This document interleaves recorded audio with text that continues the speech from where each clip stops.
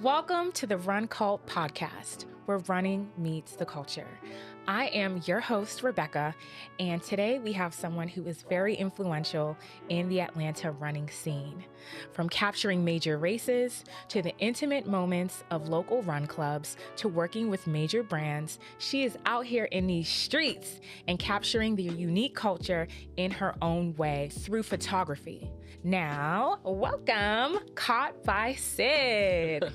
Hey, girl. Hi, friend. Thank you for having me. You are most very welcome. How was your morning? It sounds like you went on a run or... Yeah, I'm training, sadly. Oh. I'm training for a half. Oh, my God. Yeah. Okay, I was wondering. I was like, I know she didn't work before. No. Oh, so you're training. How many did you do this morning? I did 10K. Oh, okay. Yeah. Oh, you were up early, huh? Yeah, it was. Yo, that's crazy. And she forgot her watch. Yes, the sun was shining. It was not warm, but I got a little tan, so I'm good. What kind of watch do you... I use an Apple Watch. Yeah, I'm a simple girly. I don't use a damn watch, so... Listen, you better than me. Listen, I put the thing on Strava. I'm here for vibes. Listen, I will eventually get a watch at some point, but thank you for being here. Absolutely. I always had Sid in mind for the podcast because I wanted to talk about the not so obvious players in the Atlanta running scene. So we'll talk a little bit more about her position and why I think it's important to have sports photographers here on the Run Cult podcast. I wanted to hear from people who are making culture as much as the others who may have 100 or so person run clubs and the more obvious players in the community. So last time that we were supposed to speak, I know that you had just taken some photos for the Publix marathon. Mm-hmm. How was that? Oh, that was fun. I got to post up at a cheer squad. I was at mile 11, and by the time people got to me, they were either exhausted or like fully pumped. Ooh. So I got a full range of emotions and energy levels and all those things. And it was a good time. We had a party in the streets, man. Hey, I saw some photos. It looked like it was a little chilly day, but definitely was much colder than we anticipated. Yo, this girl, she be packing up, putting them layers on. Listen, if somebody would sponsor me specifically for some warm gear, I would love that. Give me some good gloves, a good hoodie. Well, actually, shout out to one of my run clubs that I shoot. They gave me a good hoodie, but I need a little bit of layers. It's getting warm now, but I might need it for next season. Oh, yeah. Well, she's doing the work because I knew I wasn't trying to get up that early and be in the cold. So, I want to talk a little bit more about what I've kind of observed from you. I did a little creeping on her social media and stuff like that, and just hear a little bit more about your perspective. So, good pictures. They don't need captions. They tell the story. So when you are thinking about, taking photography for a race or anything, do you have like a routine? How do you kind of plan out what's going to happen for when you get there? Because she is prepared, y'all. Okay. I definitely try to be as prepared as possible. What's the saying? You could plan a pretty picnic, but you can't predict the weather. That has happened so many times. For real? Yes. Like I will plan a route, a location. Well, I won't plan the route. I'll know the route.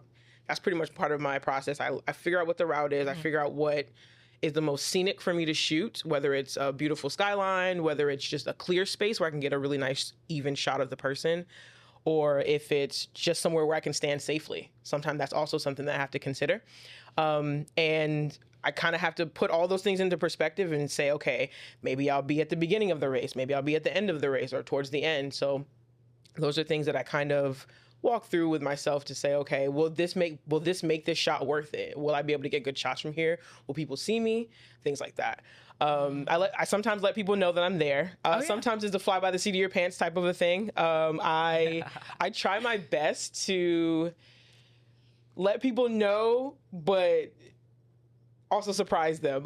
Just because I don't want to tell everyone where I'm at all the time, but it's also nice if people know that I'm going to be there. And then like they'll put on their coolest fits and make sure that they look drippy, and they get a really good shot out of it. So it makes it worth it. Got it. Let me let y'all know that I have seen Sid pop up out of nowhere, and I'm like, all right, let me stop dying real quick because she got the camera ready to go. Yeah. So now I know that's a little bit of the method to your madness of sometimes she does announce where she will be, but then also she'll pop up in another mile range. And I'm like, oh my God. So, all right. So there's a little bit of planning that goes to it. I know some places are just inaccessible. Yeah. So I'd be wondering how she... The good thing is, part of my background is I used to be a runner. Well, I guess I am still a runner, whatever. That's how I got into this space. I used to run these streets heavy, you know. I also cycle, so there's a lot of spaces, or like the Thanksgiving route. I've run that route so many times. So when you saw me at 1 mile, then you saw me at another mile, then you saw me at another mile, I was like, oh, I know exactly how to get to these places. She literally screamed at me, was like, how do you keep getting here? I was like, oh no, this is my route. This is fine. But that having that background and knowing that, you know, I know where this turn is going to be or where they're going to end up. If I have 10 minutes to shoot this, I can get over here in the next 2 minutes to meet the next person, things like that. Got it. I still believe she teleports, but that's between me and y'all. So I noticed on your page, you have a phrase that says, practicing the art of noticing. So what does that mean to you? So it's multi-level, right? So I feel like a lot of what happens in the world right now, we're just kind of, some people I would say are just kind of like autopiloting, you know. They don't notice the little things. They don't notice how the sun hits someone's face or how the sun hits a building, or they don't notice when their favorite, you know, I was gonna say bartender, their favorite barista at a coffee shop is having a bad day because they're just kind of operating through their day. Just kind of slowing down and paying attention to the things around me is how I try to bring life in my photography. So when I started shooting photos, I wanted to do street photography. That's still probably my biggest love, is just walking around, watching people through their day-to-day, how they operate through their day-to-day, and wondering about their story, like wondering about what they're going through that day. Are they having a good day?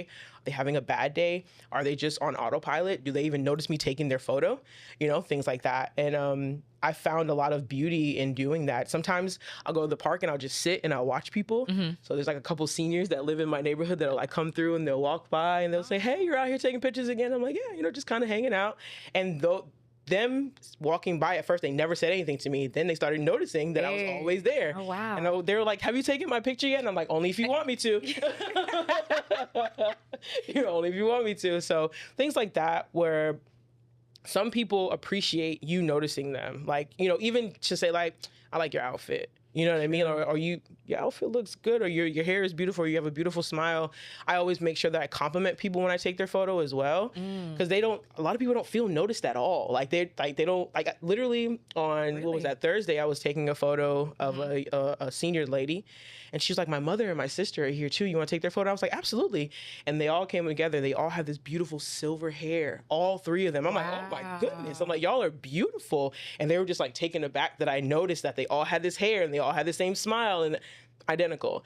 So small things like that make your photo better. I'm not just trying to take pictures. I want to create something worth looking at, you know? Got it. So, yeah.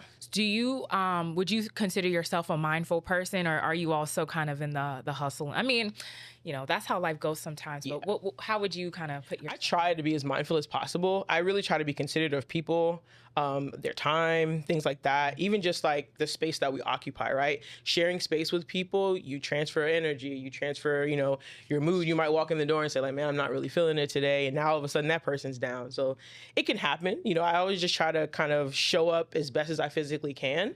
Some days, you know, we do our best. We do our best. We do our best, and our best sometimes is not enough, and that's okay. But I really do try to show up with good intentions, you know, whenever I can. If I feel like I'm having one of those days where my mood is just gonna rub off on someone, is gonna make everything bad, I'll stay home, you know. That's smart, because you don't want to kind of spill that energy, and you never know, it can just get worse. It can, but it can also get better. I know sometimes when I've come into a space, I may have a bad attitude, and I be like, yo, you have 1 hour, chill out. By the time we get to that next hour, do something, figure it out, and then slowly but surely, because you still have to go through that bad emotion. You can't just like cut off your feelings. And next thing you know, it turns better. But I hear you. Okay, that's good. I think that emotion also too kind of comes through in my photos too. Like there are days when when I started shooting earlier, where I was just having a bad day. Like I was just like, ugh, I just need to get out of my head and like maybe into my body or something or whatever. So I'm like, I don't really want to run, don't want to get on the bike, but I'm like, okay, what am I gonna do? So I'm like, let me just go walk. I would just walk around. I would walk for hours, and I would just take photos, and you could tell they were like super emo, like super dark or whatever. Usually whenever I'm doing a lot of heavy black and white, I'm a little bit emotional. Oh. A little bit emo when there's a lot of heavy black and white. Okay. But that's like, I love shooting black and whites. I fell in love with photography through black and whites. Oh. So whenever I'm feeling like super sad or anything like that, most of my shots are going to be black and white. I actually never considered the emotion of the photographer coming through the lens. Mm-hmm. That's very interesting. Mm-hmm. So when's the last shoot you had? I want to see what the vibes was. the last shoot that I had, it wasn't actually sports specific. I do try to do a lot of training. So I try to go to different spaces and places to learn things, right? Oh. That's another thing with photography. I think I'm not sure if people think that photography is just hitting a button. It is not. You have to learn lighting, and you have to learn, positioning, how you frame your shots, what looks good. Even in the edits is a whole other learning process. You can shoot a beautiful photo, but if you can't bring it to life in the edit, it is what it is, Yikes. right? So there's a lot to learn. So I went to a studio event, in my most recent shoot. I didn't know that everyone had their own lights. In production, you show up, there's lighting, and, you go to a studio, you rent a studio, you have all those things. They didn't have that there for everybody. A lot of people brought their own. So I was like, I don't have my light with me. And I panicked, and I was like, no, let's not panic. There was one sliver literally on the corner of the entire, it's called a cyclorama wall. Basically, it's a big white wall with a little slope on the bottom. Mm-hmm. And there was a corner right by the door that had a stitch of light. I sat in that corner and I shot for an hour. And the photo that I got, I felt was the best photo of the day. Hey, yeah. That's right. So use what you have and you make it work. That's exactly, I feel like that's all life is at this point, because we're always going to have a limited resource, Mm-hmm. And you have to turn that into some type of lemonade, some way, somehow, even if it's a sliver of light on the cyclorama. Okay. Hey. All right. Well, let's move on. I want to talk a little bit about the action of it all. I understand you do all types of photography, but when it at least pertains to running, what are some of the reactions and expressions and, the different emotions that you're capturing? Because like you were mentioning earlier, at mile 11, you're seeing different emotions, but it can range. So is there anything that you look for, or what do you like to kind of capture when it comes to emotions? Joy is my favorite thing to capture. I love capturing joy. I'm not there yet where I can capture like anguish. Anguish kind of hurts my feelings a little bit. I'm a little bit emo. So just a little bit. I'm just a girl, okay? Like I cry, I get sad, but like emo people tap in. Emo people, I'm your people. It's me. Where is that emote? Those emojis, whatever. Anyway, I find a hard time capturing anguish. But I understand that those are the photos that I need to start taking more of, right?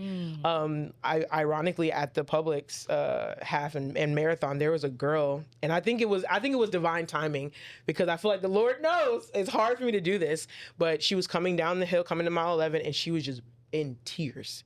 I mean, like, you could tell every step was just too painful. And I had my camera, and I was like, I'm conflicted. I don't want to shoot this, but I know this is going to be a good photo. And I went to shoot, camera was dead. Oh. Couldn't shoot it. And so in that moment, instead of shooting my, putting my camera battery in, changing the memory card, I was like, are you okay? Like, are you all right? Like, she was just like, I'm just in a lot of pain. I just needed a little bit of assistance. And there was actually another girl there who gave her like, gave her like electrolytes, kind of gave her a pep talk up the hill. And like, we kind of just like wheeled her forward. You know what I mean? Now, I don't know if that helped or not, but in that moment, I was like, I really struggled. I second thought it. And my camera said no. But I don't think I'm not supposed to capture anguish. I just know that it's hard for me to. And even in that moment, it was like, I don't know if I'm ready to do it yet. But joy. Joy is what I try to shoot most of, especially Black and brown people. The saying joy is resistance. I do believe that. I think that seeing us happy and seeing us prevail in like whatever efforts we're trying to get through is always beautiful. And, for Black and brown people, we mostly sprint. Like that's what people know us for doing, right? Like Black people fast. You know what I mean? Y'all see me on Strava. Yeah. Y'all know what it is. Like we don't really run distance like that. Like if it's distance, it's always like a variation of culture, different culture, right? Like it's nice to see a lot of Black and brown people specifically, go for the distance. And it's like to see them push themselves, train themselves, really believe in themselves to do that thing, and then be joyous in it is beautiful to capture. So I always look for that. That's probably the first thing that I look for. And, the excitement in it all. And sometimes I look for the struggle in it. When you're at mile 11 and you have 13 more to go, or you have 2 more to go, your face is salty. You're sweating like crazy. Your body's starting to slow down. You run out of gas. At least for me, when I was running the Thanksgiving half, right when I got to 10, 11, I was really going through it, and I was like, oh my God, like I know I can do it because I've ran it, I've trained myself, but this is difficult, this is challenging. And I know it was showing on my face. Listen, but those are the photos I want, right?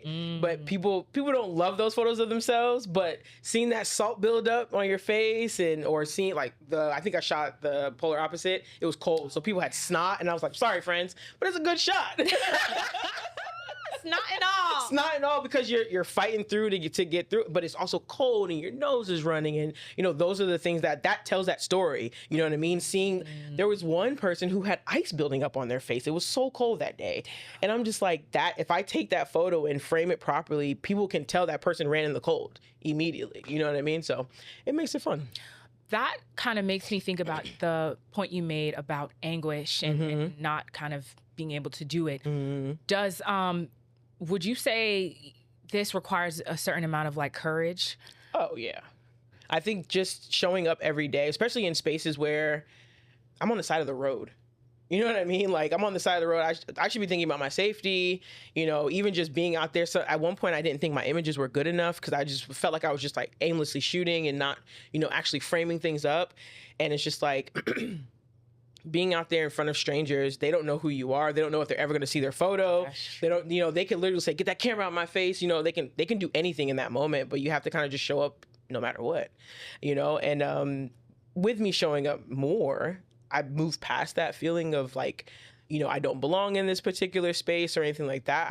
I feel more at home because I've tried and failed. People have literally seen me fail in real time, and they've been like, it's all good, shake it off, you'll do it. You can try again. And I literally just keep showing back up, So, and more people, because they see me on the side of the road now, they're like, oh, it's Sid, what's up?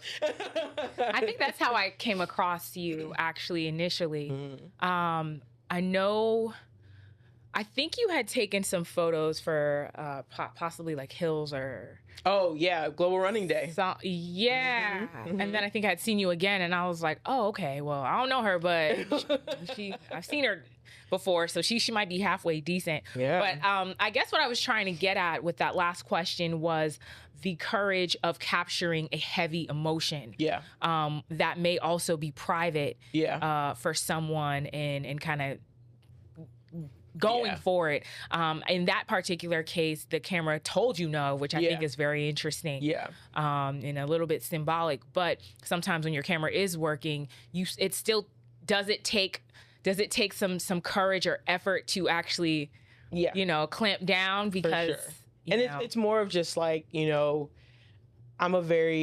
of the type of person I am, I care about people. Like that's at my core, I care about people. You know what I mean? Like my favorite compliment that I've gotten from different people who don't even know each other is that they love the way I show up for people, right? Like I always feel like if, we pour into each other, like community is the best thing you can create within any space. So I'm gonna show up for you. It's just time and effort. That's it. You don't have to pay me anything. I don't have to pay you anything. I'm just here for you, whatever you might need. And so in those feelings, because I care about people, if I see someone struggling, the first thought in my head is, oh my God, are they okay? You know what I mean? It's not, let me take this photo. So I'm not like, I'm at my core, I'm a photographer, yes. I'm still a human. You know what I mean? I still feel for that person. And there are some photographers who they're all for the shot, and they're like, yo, that's a shot right there. Go make sure you get it. And I don't think there's anything wrong with that, because they're still capturing the trueness of that moment, right? So I feel like I'll get there eventually. I've had some where I'm like, okay, I understand the importance of capturing the shot. And then I've had moments where I've been like, nah, I'm not doing it. I'm not doing it. Oh, well, you know, with everything, it's a craft, you know, so I'm sure you'll get there.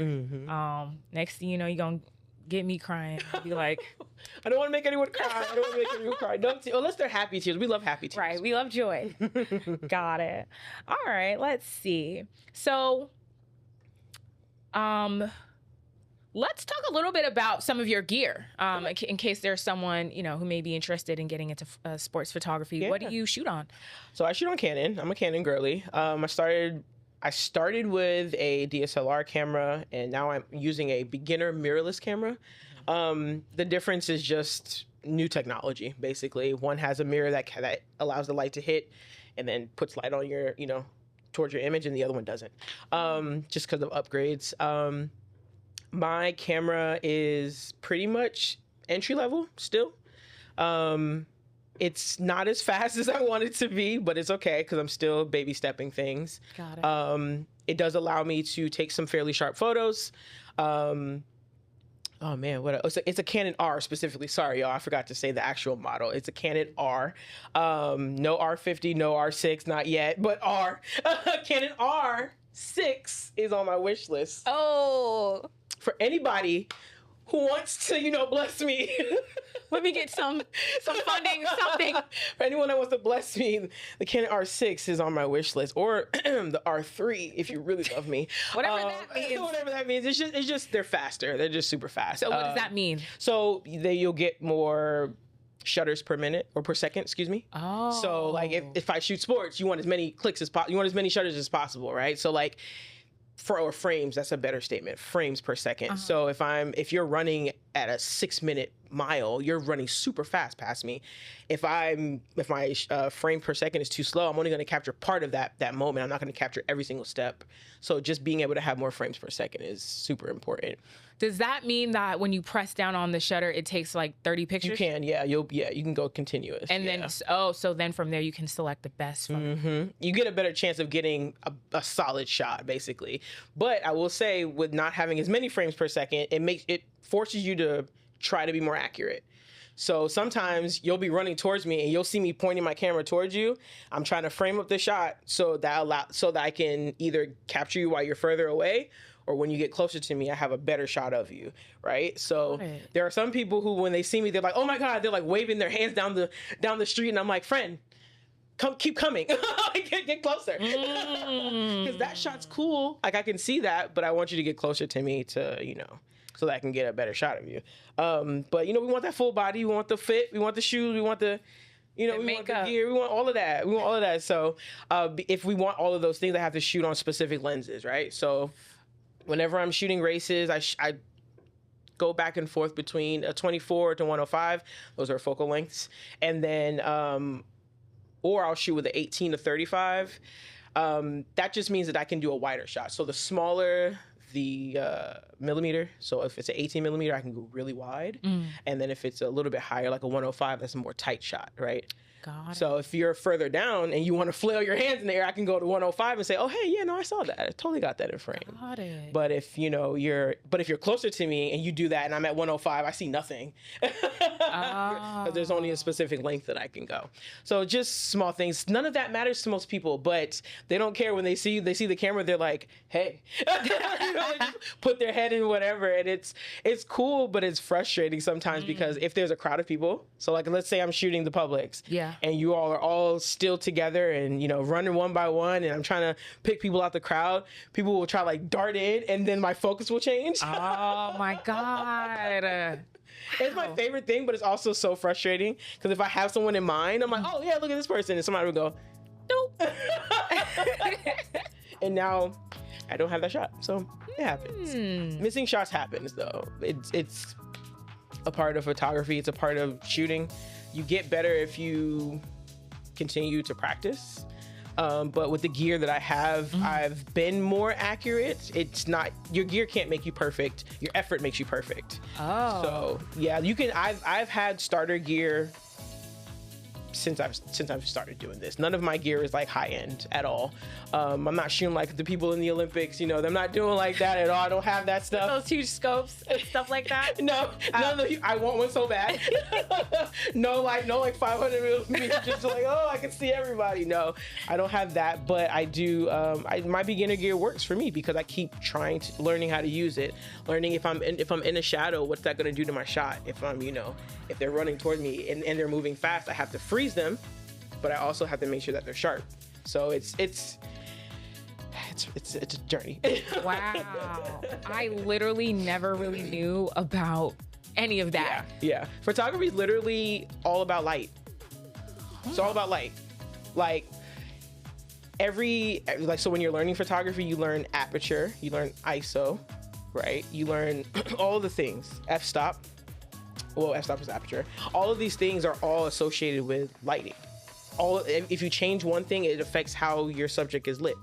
So while I'm shooting and I'm out and about, shutter speed is another one. Sorry, I don't know why that blanked on that. Shutter speed is how you slow your person down, but it's also how bright that person's still going to be. F-stop is how much light you're putting onto them, how much is going to be in focus. Or, you know what I mean? Also, how much light they're getting.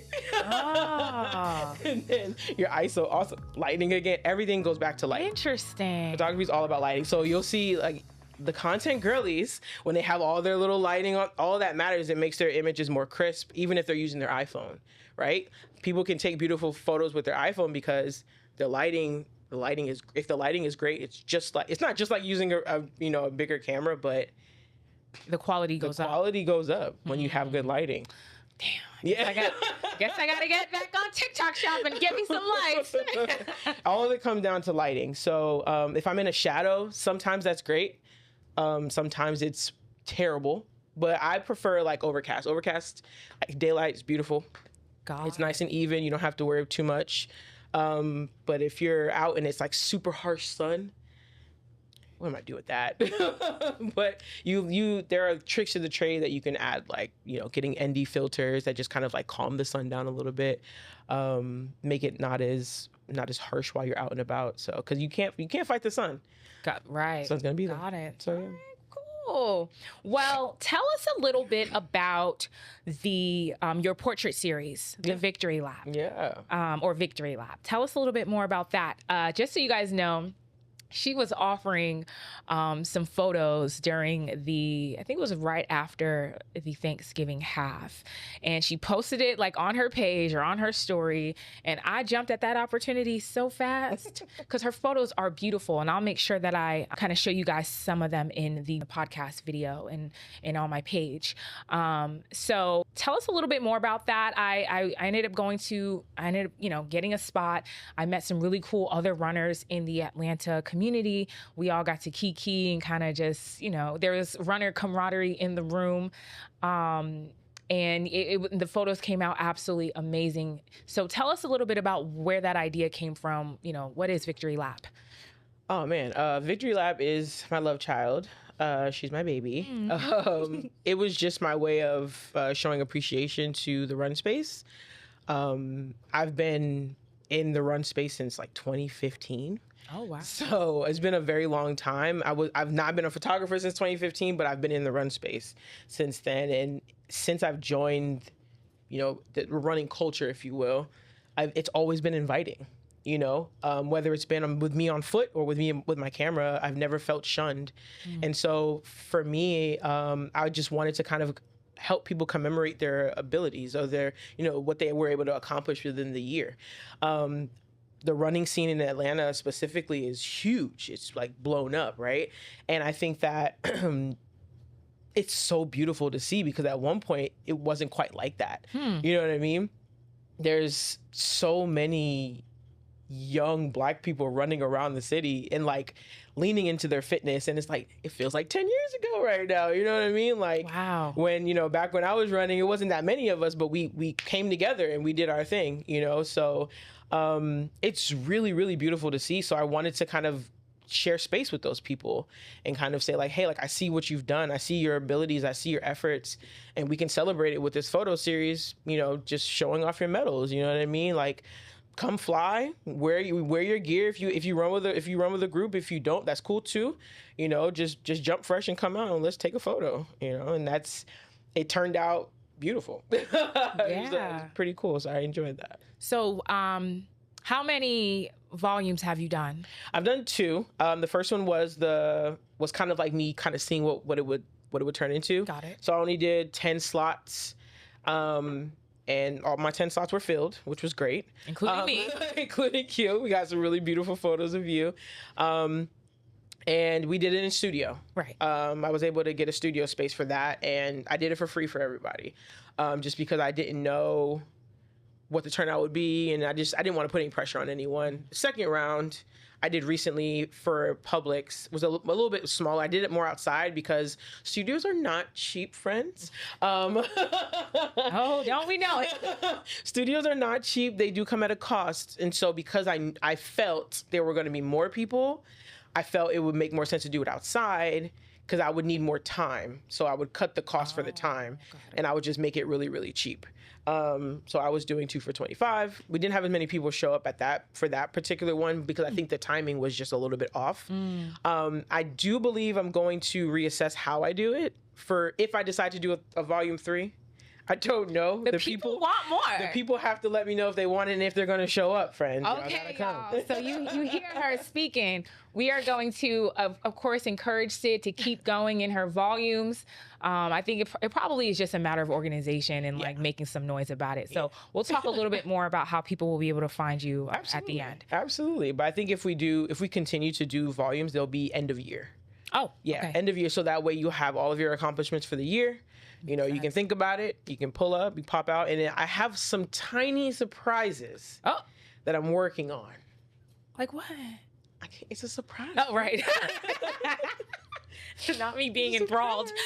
But I have tiny surprises that I'm working on. If I decide to do volume 3 at the end of the year, I have a very small surprise that I think everyone will enjoy. Oh, shoot. Okay, so y'all, like, let's get on her. I want something. It sounds like she giving out free cars, y'all. Cars? Oh, I'm not Oprah, but you know. Oh my goodness. All right, cool. All right. So let's see. We are kind of wrapping things up a little bit. So I wanted to have some fun and play a little game of runner's roulette. Okay. So it's going to be kind of like a this or that. Okay. And you can maybe expound on why you chose what you choose. I like that. All right. First up, group runs or solo runs? I'm torn. Why is that so hard? Because I'm good. I'm gonna say, I'm a caveat this. Okay, so group runs if they're just fun runs. Well, actually, no, I lied. Solo runs, yes. Group runs if you're on the track, specifically. Okay, yeah. Why? Because they're fun. You ever done a track workout with buddies? I've done a track workout with ARC. Okay, that works. Was it fun? That was supposed to be a hard question. I don't know. Let's hear more about you. Okay, fair. Okay, why would you prefer solo runs? Because running has always been hard for me. Got it. Running, like, even at my peak, like when I felt like I was running my best, I felt like I was still struggling. My pace has never really been more than 10 minutes. Like I've never been faster than that. And I've always just had to struggle with like keeping up with the fold, right? And so I don't necessarily get left behind, but I always end up finding someone in the back and I just like hang out with them or whatever. So I prefer solo runs because it gets me out of my head. Like I lean more into my ability to make that last mile without feeling like I'm gonna pass out or like feeling like I have to stop to catch my breath or feel any pain because I've struggled with some pain. And so solo runs. Yeah, I hear you. Yeah. I did a solo run yesterday morning and I was just like, yo, it's beautiful outside. Hey. yes, you don't have anyone running with you that can push you further. Because whenever I run with the run club, my time is great. But I was like, listen, it's beautiful outside. It's okay to run a little slower, because you're gonna run a little slower when you're by yourself. There's 100%. No one really there to push you. Yeah. And I was just like, and I feel like in a way, I gave myself permission to just be myself and do you? Who cares? You're running. That's the whole point. You don't have to make a PR every time you run alone or I'm sorry, friends, someone. You're not gonna PR every time you run. Okay. 10 years later, I'm telling you, you're not gonna PR. It's not a big deal. It's not a huge deal. But then when you're with the group, of course you're pushed and you feel good. So what is it about the track that you like? I just like. Ironically, I hate the track. Oh, but the track always feels better. I don't know. I think it's a mental thing, but since I'm training for the half. Every time I do a track workout, I'm like, oh my God, this is gonna hurt so bad. My chest is gonna feel like it's gonna explode. I don't want to do this. And then I'm in the run and I'm like, damn, I feel good. You know what I mean? I'm dying at the end though. Like by the time I'm done, my chest is doing this right here. I'm sweating, my face is dripping. I can't catch my breath. I'm literally perishing. But I'm like, yo, my paces felt good. I was able to actually carry the actual interval that I was trying to keep up with. Okay, it's working. That's what my trainer used to tell me back in the day. It's working. If you feel certain things, or if you don't feel certain things anymore, it's working. Got it. And so I prefer those. Okay. Mm-hmm. All right. Well, let's see.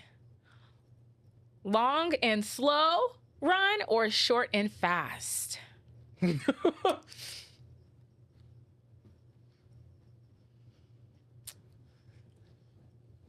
Short and fast. Short and fast run. How short? You a 5K girly?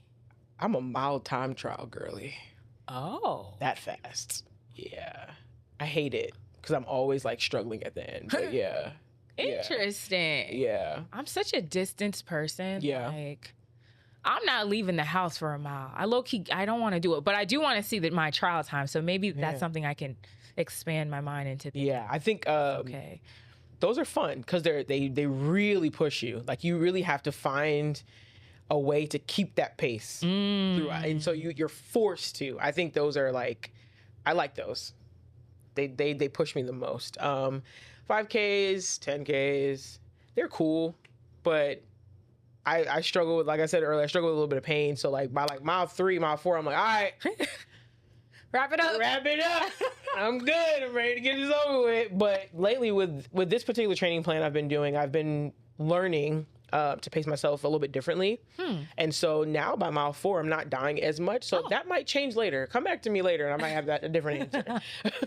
Well, we're rooting for you. Thank you, friend. Let's see. Post-run brunch or post-run nap? Oh, can I say both? No. The nap. Hey. Yeah, I also sleepy girly. If I'm not working, shooting, editing, I'm sleeping. 100%. My mind is turned off. I'm under them comfortable sheets I got and a weighted blanket, and I'm just catching every Z I can catch. Absolutely. So I just want to talk a little bit about some of your collaborations with brands. Yeah. Tell me how those have come about. I thought that I find it to be pretty cool because now it kind of elevates you a bit because now you can stand next to some of these bigger brands. Yeah. How has that been and who have you worked with? I've been blessed to work with Lululemon and Adidas so far. Those both came to me as blessings out the sky. I'm a firm believer that my effort that I put out was, someone saw it and said, okay, let me give her a chance, basically. And that's how you met me, Global Running Day, initially. I was working, my mentor was a photographer. She's a great sports photographer in Atlanta. She shoots for Clark Atlanta right now. And she literally how I got into this thing and got confident, she was like, hey, I'm going to teach you some things. Oh. And as she was teaching me, literally hands on, put a camera in my hand and said, all right, that's what we're doing. Oh, shit. After a couple months of that, almost a year of that, she literally texted me one day and was like, what you doing today? I got to shoot with Lululemon. I want you to come help me with. And I'm like, okay, I'm going to be there anyway. So, okay, I'll bring my camera. And that turned into me capturing all of the run spaces who were partnered with Lululemon that particular year. And that was just, I was literally anxious the entire time. Oh. I was like sweating. And yes, it was in June, but I was like profusely sweating. I couldn't keep my hammer in my hand. I kept being right next to her. She's like, girl, you got to go on the other side. I'm like, I know. And it's so crazy because like I'm comfortable in this space, right? Like I know all these people, but they're seeing me in a different way. They're not seeing me in running gear. They're seeing me with a camera in my hand. They're like, what you got going on? Oh so my that was gosh. also my introduction into like letting people know that I also shoot. But because I did that, I got an opportunity with Adidas, right? Because of some of the things I shot for that global running event. And I've been able to shoot for Adidas a couple of times. I shot some of their promo. I actually shot quite a bit of their promo for Atlanta. And then I was also able to build great bonds with the runners in that space. So I've shot some of their personal things, some of their specific Adidas events, things like that. I actually just shot an Adidas event yesterday. Would you look at that? Amazing. So, shout out to them for keeping me, not on the payroll, but a little bit. Keeping the pockets kind of lined, Something. Amazing. Yeah. All right, cool. All right. Well, we are kind of wrapping things up here. So tell us, where can we find you, and any future plans you have coming up? Anything that you want to maybe share with us? Nothing that I can share yet. Mm-hmm. But you can find me on Instagram, CaughtbySid. Like you caught a fish, Sid with an underscore at the end. I'm usually there talking about what I'm planning or where I'm gonna be. March is booked, y'all. Don't call me for nothing in March. I'm so sorry.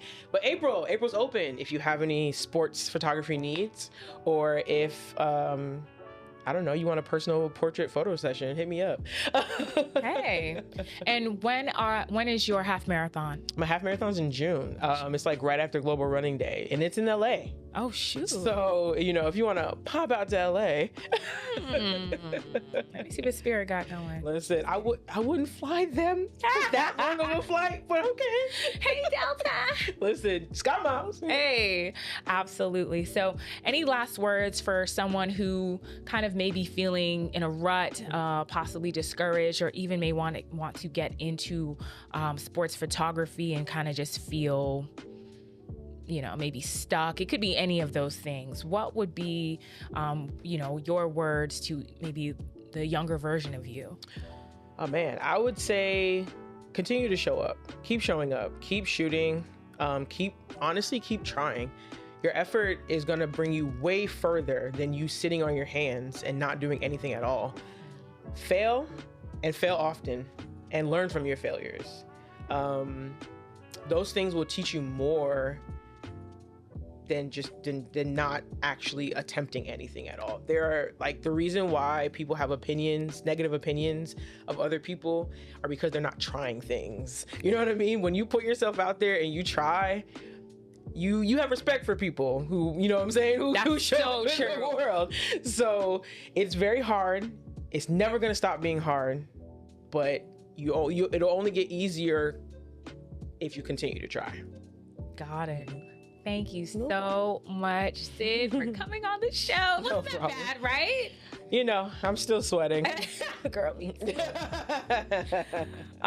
Thank you for being here. Make sure you guys go ahead and follow Sid, CaughtbySid, on Instagram, and I think there's an underscore in there. Yeah, somewhere. underscore at the end. Oh, at the end. And any other of her platforms. We are cheering you on as you continue to progress in doing this half marathon. And we are going to keep an eye out for her for when she does have the third volume of Victory Lap. Yeah. So big things are gone for the girl. Popping. Yes. Thank you all for watching the Run Cult podcast. And remember, running is not just a sport, it's a culture. Hey, how you feeling? Apologies for my rambles. I ramble when I'm nervous. I mean, it's a podcast. We must ramble. The girls must ramble. Yeah. So, yeah. Thank you for having me. We did it.